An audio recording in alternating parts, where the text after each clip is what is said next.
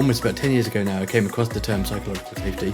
That was the actual light bulb moment. I realized this is the stuff, this is the substrate, this is the underlying foundation of high performing teams. Essentially, whenever we make a decision, whenever we do anything, we ask ourselves, does this thing we're doing align to that mission? Does it help move us a little bit closer to that mission? Ahimsa instructs us to always try to be non-violent, always be kind, always be compassionate. And satya is being truthful. We should always strive to be truthful. There's a belief that running your own business is more risky than being employed, but actually I'm not sure that's completely true. Some of the most valuable people in organizations are the glue people, the people that connect ideas and people and things together in new and innovative ways. So psychological safety typically, it's a fairly young field to begin with. There's a huge amount of research that needs to be done. The vast majority of the work has been so far in very white collar, westernized and neurotypical contexts.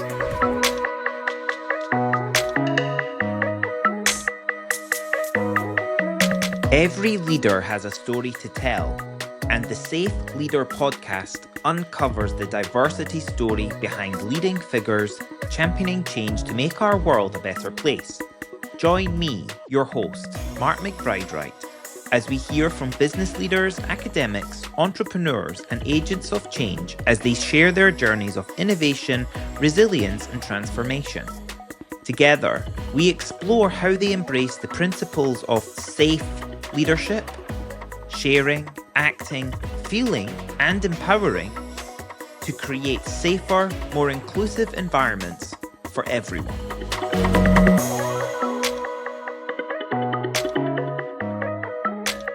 Hello and welcome to the next podcast of the Safe Leader podcast with me, your host, Mark McBride-Wright, and I'm joined today with Tom Geraghty, who is founder and CEO of Psychological Safety, powered by Iterum.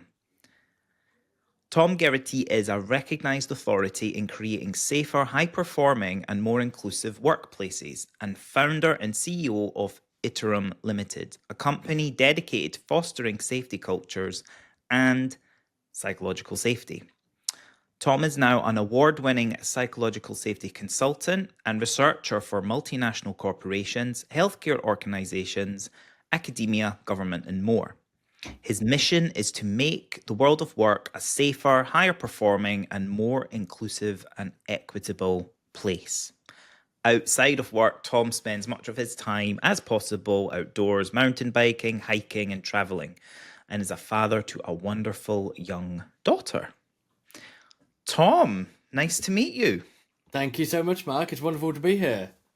Yeah, it's the I think we've probably been connected for a while on LinkedIn, and through doing this podcast, this new project, I've actually now met people that we've just been in one another's feeds and never actually know the sound behind the voice, the voice behind the face, and as I'm reading your biography there, I'm like, my goodness, why have we not connected sooner or met sooner? Yeah. Well, it's nice to be finally able to do so. Absolutely. So I like when these podcasts to understand the story behind the entrepreneur, behind the person that we're talking to. And I think it's good when we start that by going back to the roots, back to the past. And so one thing that really caught my eye out when researching your background was you say that you began your career as an experimentalist, and you've since transitioned into the world of psychological safety. So tell us a bit about the young Tom and, the journey that got you to where you're at now. Yeah, experimentalist. It's the coolest job title I've ever had, and it was the very first one I had, and it's I've kind of stuck with it since. I kind of kept it, remained identifying as an experimentalist throughout the rest of my career. But yeah, so my degree was in ecology, and I after my degree I then went into ecological research and sort of related kind of fields. Worked at a research station designing and running experiments. That was the experimentalist job title. In fact, I was in a department called Weed Science, which is Weed. Weed Weed science. science, right? So like an 80s movie. Yeah. Um, yeah.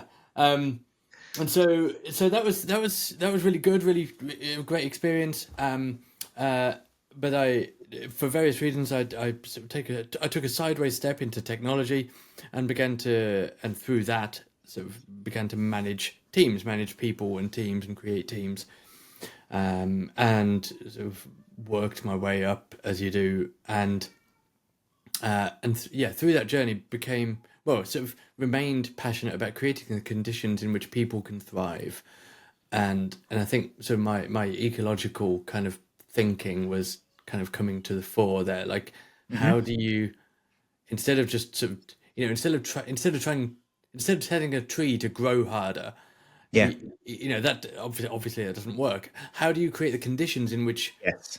that can grow and thrive? Yeah. And so I kind of tried to apply the same thinking to teams and people, and that led me to psychological safety, because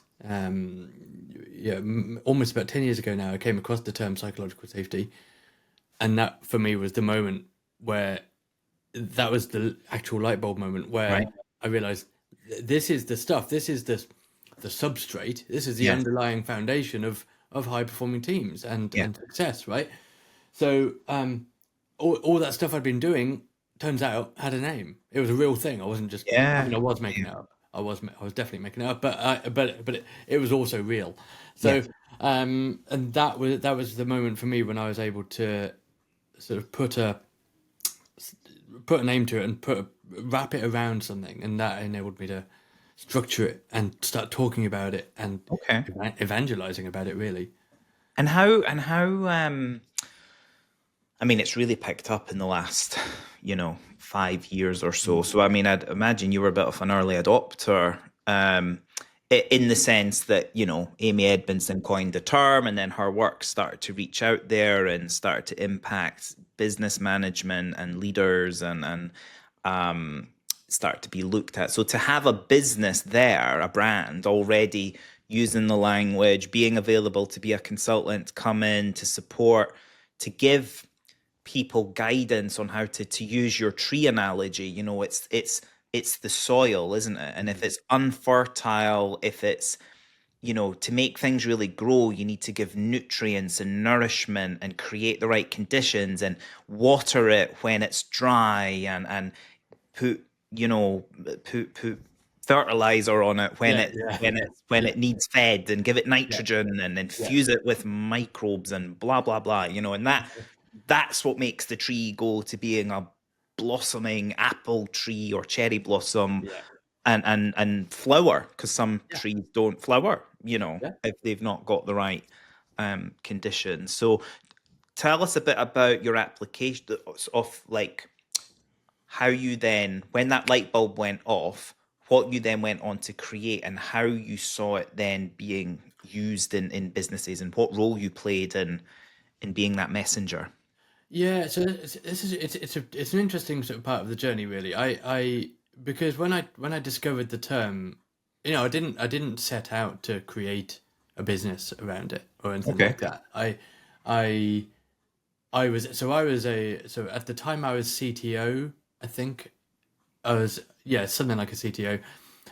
Later on I was definitely a CTO and CIO, and so I that was my career, and that was how I envisioned my career would always go. And so I just started to talk about psychological safety, do meetup talks, and write blog articles and things about it, and I was just excited about it and evangelizing it, and telling everyone I could about this idea, and how to put it into practice. Yeah. And and at some point along that journey, I thought, do you know what, I should probably put all this in one place, Hmm. um, because I thought it's all just all part of the rationale for that was just so I knew where to look for it, Yeah, because totally. I was Totally. creating all this stuff, and I was like, where's the best place to put it? Well, online, so I can find it and other people can find it.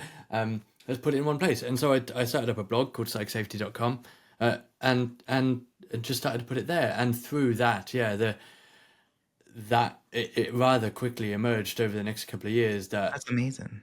yeah, that people, this Because was. you've got like, what is it, 10,000 subscribers or something? I read. Yeah, so we're in fact, do you know what? We're just a couple hundred people under 10,000 actual subscribers. Over the past few years, we've had 15,000 people subscribe, but obviously some people unsubscribe. Yeah. You need to, like that tree analogy. You need to You've got cultivate to your yeah, mailing list, you got to show the otherwise leaves. Yeah, you get not very yeah, good rates. yeah. But yeah, so yeah, and so it's grown. Like it's we when I first created the website, in fact I was super pumped when we hit 35 subscribers because I was like, this is a real thing now. And Wow. but then the website initially would get 100 visits a week or something like that, and now we're sort of 25,000 visits in a couple of weeks or something like Wow, that's we're brilliant. like 1 million impressions a quarter or something, Yeah. and it's huge. It's almost scary to think about. And I but yeah, and that has crept up over that. Well, not even crept up. It's increased quite rapidly over that time. Um, And what and advice can you give to entrepreneurs then? And I'm selfishly asking this for myself because I'm sort of at the start of this journey with my independent thought leadership, and setting up newsletters and all that. Um, how do you then overlay that community with your sales funnel? And, you know, do you even use it with that intention, or that because the people that are going to buy from you in the next 3 to 6 months are more likely to be those that are already consuming your content and feeling that. So how do you activate then that purchasing decision, and what are the sort of things that you then do with people? Is it one-to-one coaching? Is it do you do workshops in corporates or keynote talks? Or yeah, so cool. Yeah, so there's a lot. Yeah, there's a lot there. So we do a lot of corporate work, and when I say corporate work, I don't mean just corporate. I mean a lot of our work is with organizations like the NHS, yeah. uh, uh, private companies, manufacturers, aviation firms, Got you. all local government, and everything in between. So we do a lot of that work inside organizations, training and consulting inside organizations. We also do a lot of work. We provide a lot of training to individuals who are probably part of organizations but might not be, and for one reason or another, just need to sign up themselves and skill up themselves. But to come back to all of that, so our mission, which you so eloquently described at the start, is to make the world of work a safer, high performing, more inclusive and equitable place. Essentially, whenever we make a decision, whenever we do anything, we ask ourselves, does this thing we're doing or planning to do align to that mission? Does it help move us a little bit closer to that mission? And so I'll be honest, we don't worry. We certainly don't think of our community as a sales funnel. Yeah. Our community are the people that are doing much of the work of that mission, right? Okay. And the more we can help that community, our community, achieve that mission, because we're all roughly aligned on that mission, and the better. So when it comes to anything we're doing, we always come back to that mission, and that's why we have things like we have the affordability based pricing for our workshops online. So Okay. if someone is from if they're unwaged or they live in a lower income country like Nepal or India or somewhere, then they're entitled. They're able to sign up to the workshops on a very low rate. If you're in a westernized sort of wealthy country and you're paying for yourself, then you sort of have a middle rate. And if your organization is paying for you, like let's say you work for McKinsey or someone, Yeah. then you're going to pay the top corporate rate.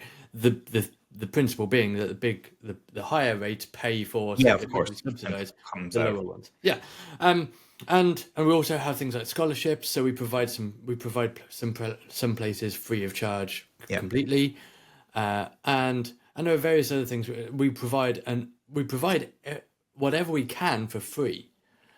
So we provide loads of free resources, templates, tools, articles, all the community stuff. All of that is for free. and um, and that's because our genuinely our mission, that is our mission, Yeah. and we do whatever we can to achieve that. And a key point of that is that making the world, we're not just making the world of wealthy work, or rich countries Yeah. safer and more inclusive and equitable. We should be doing this for everyone, Yeah. and so it'd be unfair to exclude some people. Just So with having such a broad um, c- user base, a broad community, how do you find? Do you get feedback from people who've signed up individually, let's Mm. say, and then how they're applying what you have taught them locally or in local projects? Yes, Or yeah. that must be really rewarding, really satisfying. It is rewarding and satisfying. It's also sometimes quite hard to hear. Even it can be quite uncomfortable, which is the nature of feedback sometimes. Mm, But yeah, there are some fantastic people in our community trying out using some of our tools and practices and templates and things like that, and we get a lot of feedback about things that have worked really well, things that haven't landed so well, things that and a lot of the time it's about how to apply it or how people have applied it successfully in different contexts. yeah, yeah, yeah. Because a lot of these practices are pretty ubiquitous, right? We're all fundamentally people, Yeah.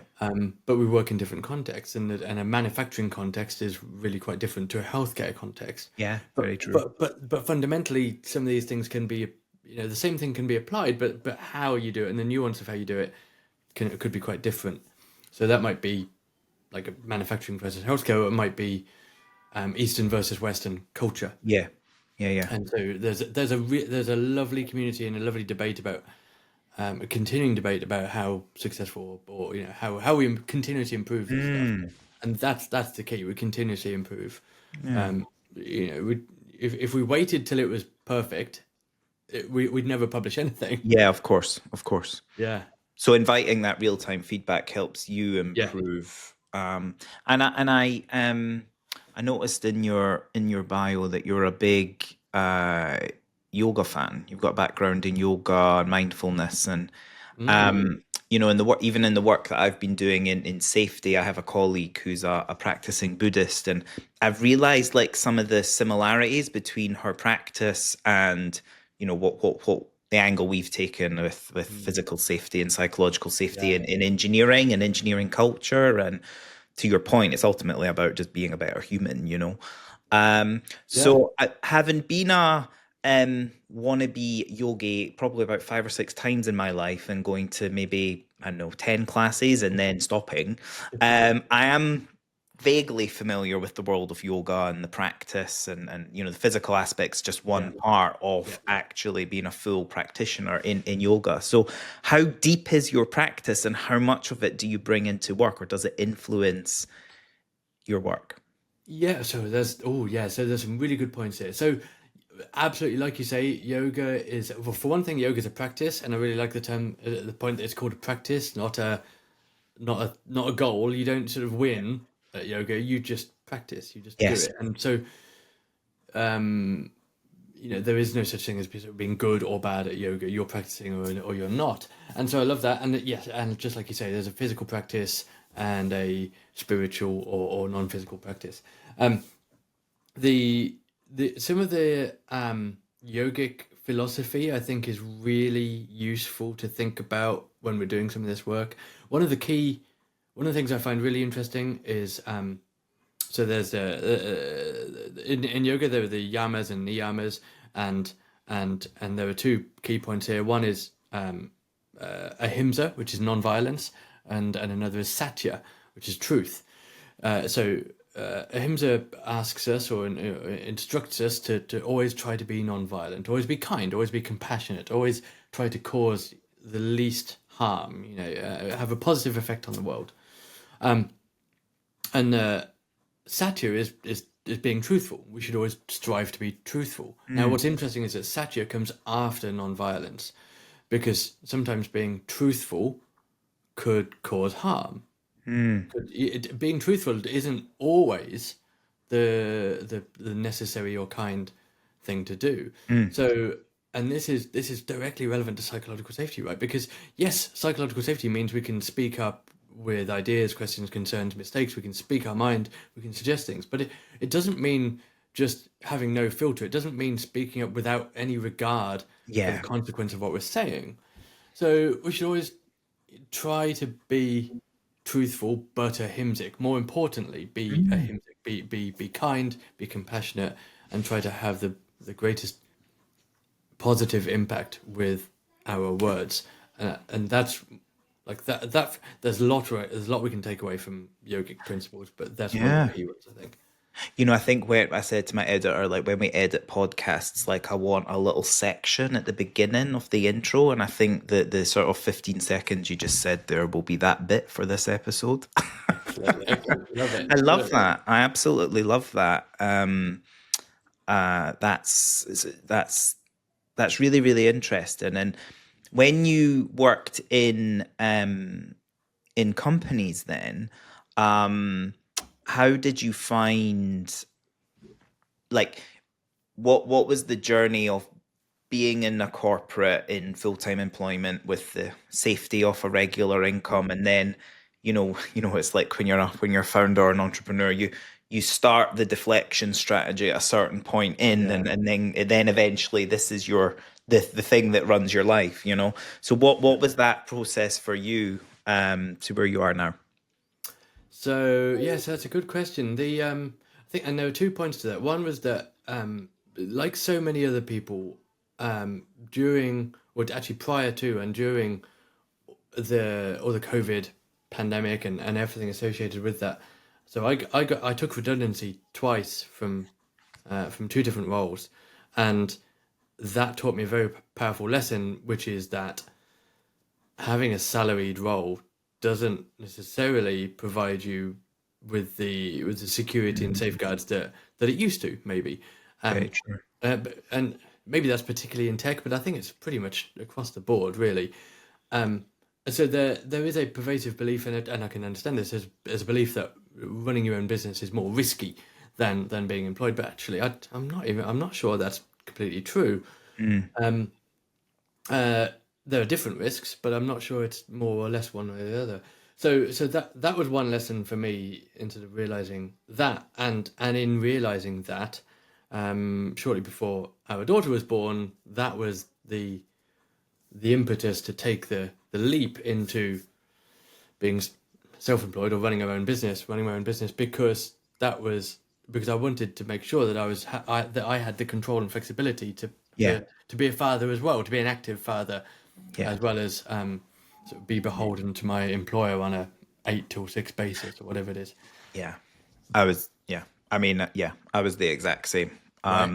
The flexibility that came with running my own business was just, well, I put in the whole request to go part-time, which was approved, and I then went part-time, and I set up a company in my own name in the UK, which I didn't quite feel comfortable with. It felt a little bit too, front and center. Although ironically, now that I'm in Brooklyn, New York, I've set up an LLC in my own name.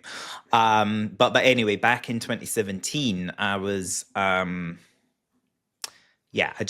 used it to, do some initial contracts that I'd won. Yeah. But then I landed on the idea for Equal Engineers and building out this, business that focused on minoritized talent and would do training and consulting for engineering companies and everything. But the day that I went full-time self-employed was the day that my husband and I found out that we had been paired with a surrogate, or someone, a couple had shown an interest to work with us. So Yeah. Wow. basically my time that I thought I was going to have fun working in coffee shops, drinking flat whites and networking with people and going to the gym and being healthy and walking around London, that was replaced with a new project, which was Project Family. And, the whole kettle of fish that brung along. Very, very intense period of life, but loved it. And it would have been really hard to have done if I'd been in in full-time Yeah. employment, but I had the privilege of having, my husband's salary was able to cover the mortgage and stuff like that. So I realize there's an element of privilege when you move into entrepreneurship that some people aren't able to take those sort of risks, or they're forced to take that risk through redundancy, Yeah. But yeah, certainly running a business with young kids is I always call eco engineers like my third well, when I had my first kid, it was my second baby. Yeah. They were Yeah. both born at the same time. And yeah, now it feels like my third child because I've got a daughter now as well. Oh, um congratulations. but it takes all the hours, doesn't it? It does. It certainly does. And yeah, and we're still having sleep issues and things like that. So Yeah. it's your nights are tiring, your days are tiring. How old's your daughter? She's 2. 2. Wow. Yeah. Okay. Very right. You're there. You're Yeah. there. Yeah. You're at potty training At this stage, yeah. boundary and Yeah. Yeah. yeah. Wow. Yeah.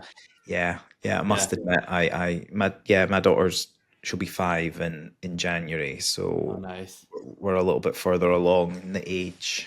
Yeah. Um, Yeah. and but that's really impressive. You being, I think it's really good for our kids to have to see the men in the household, But helping this balance it out and be primary carers. And I wanted to. The reason I went on that point there was mm, that was a question I wanted to ask you, was around masculinity, manhood, parenthood, like how you see that playing out and in terms of equity. so this was actually a big part of our decision because we wanted to, like, I very much, and my partner Jade is fully on, she was as enthusiastic as I am about making sure that our daughter saw us as equal parents, two parents, equal in capacity and role, and Yeah. different, obviously, but equal in that sense, and but also that both of us were, we had careers, we had jobs, we had lives Yeah. and ambitions, and we have lives and ambitions, and we do valuable work, and it's so we wanted to make sure that there wasn't any reflection of sort of some gendered Yes. roles in that sense, and so running a business like that, and so where we can engineer that a bit better, where you're never fully in control, and things will always, the path is twisty and windy, and you only really know where you are right now, but you can, running your own business, you have a certain degree of control over that, and at least being able to make decisions And your time as well, yeah. when to slot in workshops and factoring in the nursery drop off and Yes, exactly. all Yeah, that. all of that, and so from the very start, both my partner and I knew that we wouldn't work 5 days a week. I don't really like the distinction between full-time and part-time working, because Yeah. there's this, full, in quotes, full-time is what, 5 days a week, and part-time is anything less than that. But that's just some arbitrary. That's just we just And, decided that. and also, when you run your own business, you're part, well, maybe if you're a yoga practitioner, you're better than me at setting boundaries. I try and set boundaries and not let them blur. But sometimes it has to blur because you're the only person that can do payroll at the end of the month when you've been waiting for that invoice to come in. And, as much as you'd love to disconnect when you're off on your 1 week holiday that coincides with the end of the month, you're the only one with the bank access. So guess what? You have to get online and do that, or else people don't get paid. Well, this is it. And I think the power is ensuring that because those boundaries are blurred, they are necessarily blurred, but that it goes both ways. And we work, in quotes, in the evening and at weekends, but we also take a lot of time during the week, and it's flexibility both ways. We take some really fantastic holidays. We're able to make to combine work with our holidays. We delivered some work in New York recently, so we're out in New York. We were living in Brooklyn for a while, Were you? Oh, Yeah, we cool. love Brooklyn. We always stay in Greenpoint. Oh yeah, yeah, yeah. Right. Yeah. Yeah. I'm still getting to know the area. Yeah, we're in Brooklyn Heights. Oh, nice. So sort of near the yeah, I think I can see the Manhattan Bridge from my room. Oh yeah, yeah. So you're a bit lower down, I think. Is that a bit further south? Yeah, sort of just when you come over the two bridges from the Brooklyn Bridge and the Manhattan Yeah. Bridge, you then get into Dumbo, and then Yes. Love that Dumbo. to the left and down is Brooklyn Heights, Yeah. and then you get into like Carroll Gardens Yeah. Nice. and everything. So and Yeah. Prospect Park's further south. Lovely. Yeah, I love Brooklyn. I love working in Manhattan, but I always like retreating back out of Manhattan to get into Brooklyn because Manhattan's a bit wild for Yeah, me. totally. Yeah, my kids are Um, at school in Manhattan, and so we're friends with the F line right now, going yes. Yeah. in and Yeah. out. Yeah. So Um, yeah. So my line is mine's the G train. That's my way yes, in. Yeah. yes. How long were you in New York for then? Oh, so well, on occasion I've worked. So I worked out in New York for a while. So as I was CTO, I was head of tech ops at a company called Unidays, Right. um, and we opened an office in Brooklyn. I lived and worked out there for a while, and yeah, we were just recently there for a few weeks this summer actually doing some Oh, work, and when it was really hot, like yes. like crazy, Yeah. yeah, Yeah. um, My gosh, tell me yeah, about it. I love the yeah. air conditioning. Yeah, it's oh yeah. We spent a lot of time in the water parks around. Do you know, even today, it's Yeah, well, this has been recorded on the 7th of November, yeah. 2024. It is 25 degrees outside. No way. Yeah.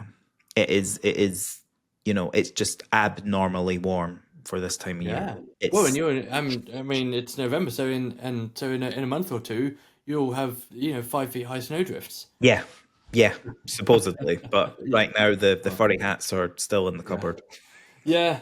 But yeah, yeah. So and this is part of the beauty of running our own business that we get to travel for work and combine holidays with it because we can do that. We can work So from you work wherever we. together, you and your partner Yeah. working. Oh, amazing. Yeah, yeah. So actually, that's a good point. So Jade joined the business full time in whatever full time is. Um, No other job apart from no other job Great apart Fun. from parenting, which is Yeah. absolutely work in itself. Yeah. But yeah, so Jade joined like full time about a year ago, and that makes life a lot better, and we're able to, and it really gave a big boost to the business because we're able to do a lot more powerful stuff, and Jade brings so Yeah. much of her expertise in education and Fabulous. curriculum and leadership management and stuff like that to it. So that was super exciting. But yeah, and it's absolutely, yeah, it's fantastic. We absolutely love it. Oh, you have to help me. Let me ask one more question. What's it like working with your partner, Oh, it's with your brilliant. other half? Yeah. Oh, it's absolutely fantastic. We genuinely really enjoy it. It's That's good. it's really like I guess it helps that it's something that we're both really passionate about and interested Yeah. in, and and in that sense, you were talking about boundaries earlier. Like in that sense, it actually is a little bit harder to set those boundaries and be like, okay, we're going to stop talking about work now. Yeah. Uh, Imagine. Can um, imagine. and if one of us wakes up I don't know, on a Saturday morning with an idea, like, oh, I've had an idea, we should do this thing, and we're like, we start talking about, okay, it is Saturday morning though, we should stop talking about work and go and have some fun. Um, so but it is fun, and I wouldn't change it for the world. I genuinely really really enjoy it. So the extent to which you're able to share, what are some exciting projects that you're working on right now? Oh yeah, so that's a good question. So we have a few little secret projects in the pipeline that under Brilliant. lock and key. There's the natural evolution of what we already do. So we do a lot of work with organizations, workshops in organizations, helping with management and leadership development and Yep. all that sort of work. We are so we can always continuously evolving those. Always also continuously evolving our online workshops, our open enrollment public online workshops. Yep. We've got a few more of those in the pipeline. we've got one. I can tell you this. We're working on. Yes, there it is. It's on the wall there. So we've just ran some education workshops. So workshops specifically about psychological safety in education contexts, Oh, brilliant. which is interesting because there's psychological safety in the classroom and psychological safety in the staff room, and Yeah. teachers, educators tend there's like a natural, it's almost an obvious kind of correlation between psychological safety and learning in the classroom. Like, unless students feel psychologically safe, they're not Yeah. particularly able. Learning is prohibited, or Yeah. in Fear of saying fear of getting it wrong or being, yeah, or told that they're silly or something, or asking a chastised. question. Yeah. And even in some contexts, putting a hand up and answering a question, and and and but there's the classroom context and there's the staff room context, and they can be very different. And what's interesting is that in education settings, there's not always such a focus on psychological safety between teachers in their teams. Yeah. Oh my gosh. Totally. With the some work we've done through Equal Engineers, we work with some universities, and we used to, work with universities essentially to get better access to students for our careers fairs and the other things that we do to support Yeah. students. But then when we are talking to universities, and they then find out what we do with industry and the training that we do on safety culture and stuff like that, they're like, oh, we're an employer. We could benefit from some of this, some of those issues that you're saying that are downstream of, where our students are going to flow into. Oh, actually, we could do with some of that. Can you so all of a sudden I had this new sort of customer base in universities in the academic setting. Yeah, and that's it, exactly that's it, because we do a lot of work with universities. There's quite a few UK universities that we work with, and there are certain unique challenges in a school setting around psychological safety, including things like Ofsted and inspections and Yes. compliance, both in terms of the classroom compliance and sort of rule and standards sort of compliance. And then a different sort of set, or but similar in a university context, because they are, academia in itself, I find this fascinating, because academia in itself is almost, it has some real challenges around psychological safety in the sense that scholarly work is often framed and set up to be quite adversarial. If someone publishes some research, basically everyone's job is then to try and break it down and Yeah. find holes in it. You defend a thesis, you defend your PhD using those words, and this quite often leads to cultures in academia where some people, but the more privileged folks in academia might simply frame this as robust discussions, and and other people who are more subject to who have less power, and are more junior or whatever else, they would not frame it as simply a robust Yeah. discussion. They would feel very on occasion, often feel very attacked and spotlit and unfairly treated, and it doesn't need to be that way. And that those sorts of cultures, those sorts of behaviors bleed out into other settings where that's not at all appropriate, like management and leadership and teamwork. Especially where if that's been your if I'm thinking about an engineering student and that's what you've been exposed to as the style, you then carry that with you as you come into industry.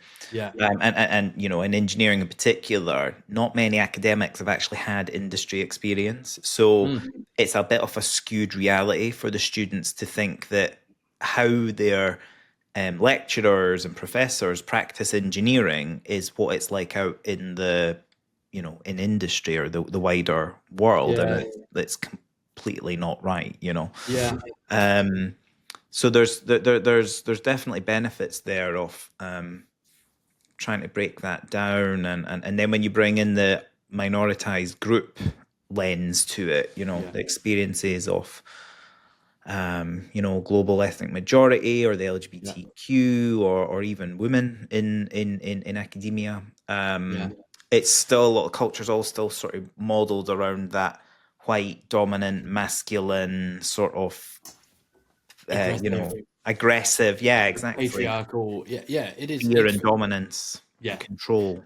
yeah, and very individualistic. In academia, whether as a student or a postgraduate, doctoral scholar or whatever, it's the it is very individualistic. It's you yourself are scored and measured on how many times your papers are cited and how much impact your papers and research has had and and as a student you're measured on individual grades and individual achievement and things like that. And of course, as we enter the world of work, in most cases, certainly in engineering, Yeah. what matters is how much you can contribute to the team, how much you can help your team achieve great stuff. And even if that means actually not individually achieving Mhm. anything, the greatest engineer is the team that helps their team deliver amazing things without writing a single line of code. Mm. But Mm. but that's quite a difficult thing. That's a big shift to Yeah. go from that sort of very individualistic approach to a more team-based approach. Especially when I recorded a podcast this morning, and the point the guest made, which I completely agreed with, was we've got a lot of people in leadership roles that just are there by virtue of tenure, and they have never had any sort of um, essential skill training or Yeah, leadership training, yeah, and so where you've earned your stripes through technical rigor and everything, there's this sentiment of a softening or lowering the bar, such that that engineer who's never written any code that you've just described, their credibility and being in that role would be brought into question. yeah, Are they capable? yeah, yeah. And in fact, they're some of the most valuable people. Some of the most valuable people in organizations, and let's say in tech departments, are the glue people, the people that connect ideas and people and things together in new and innovative ways to make great things happen. Yeah. Um, and so, but of course, if we reduce people down to spreadsheets and metrics and numbers and sort of lines of code written or a Yeah. number of commits or whatever it is, then we're not actually measuring the value that they've had. And we often, and we see this, we often end up with organizations letting go, another one of those quotes things, losing some of the most valuable people because they're not on paper the most, again in quotes, productive. My understanding is that UKRI is, with the research excellence framework coming out in 2028, they're shifting the balance, the focus. So there's going to be less of a focus on, I think it's called your H index, which Yeah, is, yeah, the number of citations, number of publications you've had as a researcher, and more of a balancing towards the culture that you create. And how that's going to be quantified and measured, I don't know. But the purpose of it is to shift away from what you've just described as being the primary motivator of behavior to then one which is more, collaborative and inclusive and bedded in empathy yeah, and what have yeah. you. Yeah, exactly. So I don't know, which I think is fantastic. And of course, I'll sort of withhold judgment until I see how it's actually measured. Because the moment we start to measure these things in Yeah. numbers, it all starts to get a little bit um, difficult or wild or Cobra effecty. Yeah. And Set out with the intention to yeah, have something different, but then it still comes back to some sort of metric and yeah, that someone wants to badge an ROI against yeah, for yeah, X, Y, and Z, which is hard for businesses like ours yeah, that then helps impact intangible culture or intangible stuff. you know, if you're then your impact is then boiled down to, well, what's the ROI on taking a training course with you, for example? You Yeah. know, how do you have metrics that you use to quantify that? So we sort of do, but actually a lot of the time we're reliant upon the The metrics that learner. organizations already use, Yeah. because we do a little bit around measuring psychological safety. We actually do a lot less than you may think. Hmm. Most of our work is, which kind of makes sense to me. Most of our work is built on most of our work focuses on building and fostering and teaching psychological safety behaviors, practices, Yeah. understanding, than measuring it. Yeah. Yeah. Yeah. And but and so yeah, so we often end up relying on the internal organization's existing metrics. But what we try to steer people towards are the metrics, more outcome based metrics. What is this team achieving more of or better of as a result of doing this work? Oh, Um, excellent. rather than, like you say, some sort of awful, some awkward arbitrary productivity metric Yeah. that can be gamed or something. Yeah, totally. Yeah. So what excites you the most then about the future of psychological safety? You know, you're an experimentalist by definition. Yeah. So where do you see the biggest opportunities for innovation for this field? Are you experimenting? And you mentioned some exciting projects in the development. So have you got some things underway where you're Yeah, so we've continuing got that experimenting? some. There's a huge amount of research that needs to be done, and we've got a sort of almost a list of research that needs to be done that hasn't yet been addressed in the domain of psychological safety. A big part of that is, so psychological safety typically, it's a fairly young field to begin Yeah. with. If you look at how it's grown over the past few years, and the vast majority of the work has been so far in very white collar, westernized, and neurotypical Mm. contexts. So, and in fact, and this is understandable. That's where the researchers, academics exist. That's where they're going to look. It's like the streetlight effect. But what needs to happen is more, and we're doing work in this space. The more work needs to be done in non-Western, not white collar, so blue collar and other contexts, and and what it means in a neurodiverse world, because you see sort of advice, like you see advice around psychological safety, like maintain eye contact and shake hands, like not Yeah. yeah. I must admit, I was on a briefing call this morning for a client workshop that I'm doing in a few weeks. And they went through a good presentation style 101 and had a slide on, body posture, maintaining eye contact, verbal projection, X, Y, and Z. And part of me was thinking, ooh, this is really neurotypical. Yeah. If I was not comfortable having my camera on, or etc., would I still be able to be a presenter at this? Well, I and this is don't know.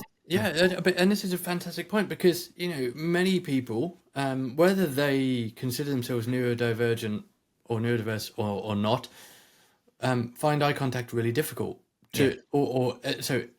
maybe uncomfortable, difficult, or nearly impossible. And so by putting all the effort into simply maintaining eye contact, they're expending so much cognitive. It's so cognitively burdensome that they're Yeah, yeah, unable yeah. to spend any cognitive effort on anything else, let alone listen to the thing that whoever's talking about. So, yeah, it's not helpful. It's not helpful advice, and it comes from the fact that a lot of this work has been done in these contexts so far, and so more work needs to be done outside of those contexts.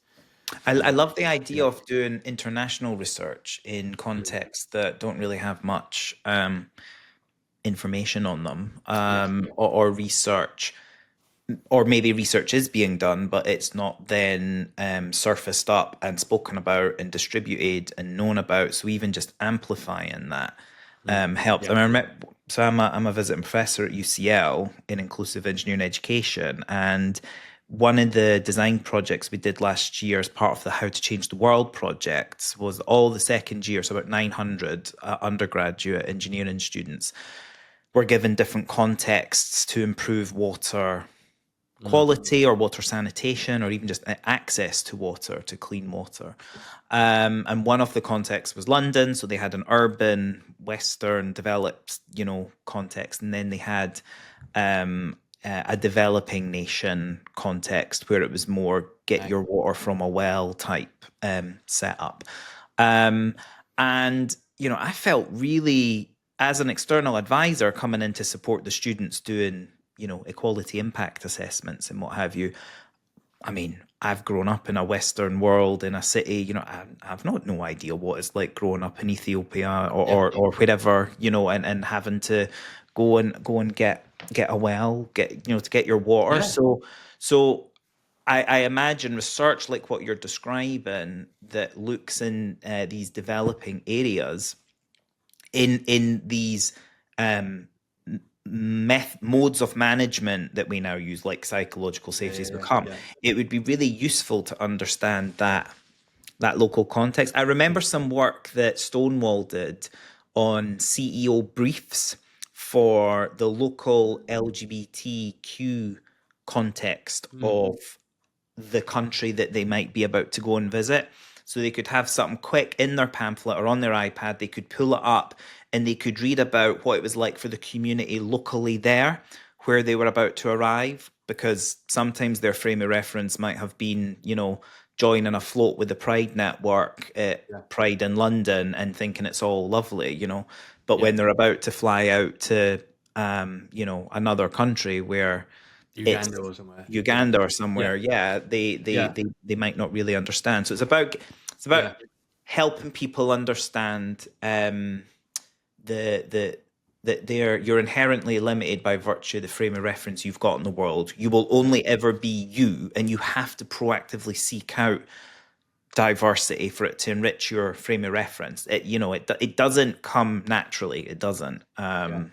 So that's a beautiful way of putting it. I love that. Yes. It's.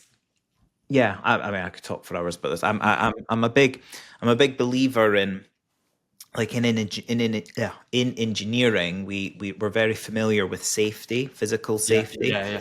But it's only really something now. This is something I'm really trying to push with my work with the Safe Leader, is extending that into psychological safety. So leveraging the familiarity that engineers have with physical safety and getting them to think of it as psychological safety. So they're empowered to call out unsafe acts without fear of retribution. It doesn't matter if you're the CEO or a new apprentice who's just started. You have authority to stop work on that manufacturing floor if you see someone about to do a task that's against the standard operating procedure that will put someone's life in jeopardy or could cause an incident, So it's the exact same calling out non-inclusive behaviors, microaggressions, micro inequities, because what we've had in a male majority sector is this gradual normalization of non-inclusive behaviors, because we've lacked that diversity to help balance out, I guess, equilibrate. So it's I think you've got a huge market ahead of you with the sectors where you're working. Like, even when you talk about healthcare and the education setting and industry, and then in different geographies, you and, is it Jade, you said your other half, you're both going to be very, very busy. There's a lot of work to do. Maybe we need to collaborate on some stuff. Yes, we should. I need to get going in 3 or 4 minutes because I've perfect. Well, then we'll get straight onto the quick fire question rounds. We'll do 5 of them. Okay. So beautiful. What's the best piece of advice you've ever received? Pause. What's your proudest professional achievement? Helping to create a fantastically great, psychologically safe team that I'm still proud of to this day. What's the one skill every leader should have? Empathy, making the key point that that it's possible to learn and get better at empathy. It's not a fixed innate trait. Tea or coffee? Coffee in the morning, tea in the afternoon. What's one piece of advice you'd give to your younger self? Be patient. I'm going to squeeze another one in. What's the one book or resource you'd recommend to someone interested in psychological safety? Yeah, good. Yeah, so Amy Edmonton's canonical book, The Fearless Organization, is the one go-to book on psychological safety. There are loads more books you can read, but read that one first. Fantastic. Well, thank you so much, Tom. Really enjoyed talking to you today. If our listeners want to get in touch with you, find out more about the work that you and your business are doing, how do they do that? Head over to psychsafety.com. There are loads of resources, tools, communities, meetups, training courses, loads of stuff you can get involved in there, lots of it for free. And you can also just drop me an email at tom@psychsafety.com and ask questions, get stuck in. I'd love to hear stuff. Fabulous. Well, we'll put all that information in the transcript and the show notes and that as Beautiful. well. Thank you. Thank you very much for your time. Really enjoyed it. Thank you so much, Mark. That was fantastic. Thanks. You have been listening to the Safe Leader podcast, uncovering the diversity story behind leading figures championing change to make our world a better place. If you have enjoyed the episode, please subscribe to the Safe Leader podcast on your podcast platform of choice and get notified when a new episode goes live. Did you know that we also offer a full transcript on each of our podcast episodes? Check out my website, McBride-Wright.com. Here, you can also explore the training, coaching, and keynote speaking services I offer. And whilst you're there, why not join the Safe Leader community by subscribing to the Safe Leader Insights mailing list? Thank you for listening, and please come back and join us on a future episode.